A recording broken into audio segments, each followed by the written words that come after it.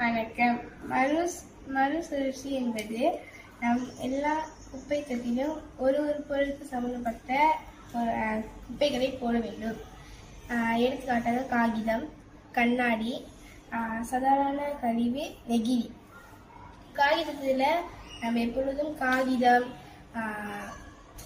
காகிதப்பை இது எல்லாத்தையும் காகித குப்பை தொட்டியில் போட வேண்டும். கண்ணாடி, பாட்டில்ஸ், உடைந்த கண்ணாடிகள் எல்லாத்தையும் கண்ணாடி குப்பை தொட்டியில் போட வேண்டும். சாதாரணமான கழிவு என்பது நம் சாப்பிட்ட பழங்கள் அல்லது செடிகள் எல்லாத்தையும் நம்ம சாதாரண கழிவு குப்பை தொட்டியில் போட வேண்டும். நம் பயிற்சி குடிக்கிற கப்பு, ஸ்ட்ராஸு இதெல்லாம் நெகிழி சம்மந்தப்பட்டது. அதனால நம்ம நெகிழி குப்பை தொட்டியில் போட வேண்டும்.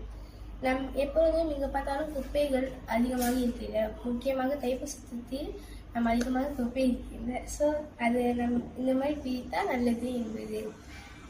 இந்த பசில் ஃபர்ஸ்ட் டைம் நான் செய்கிறேன். ஸோ இது நான் எப்படி செஞ்சதுன்னா, கார்ட்போர்ட் பின்னாடி ஒட்டியிருக்கோம் இப்படி. ஸோ நான் செஞ்சேன்.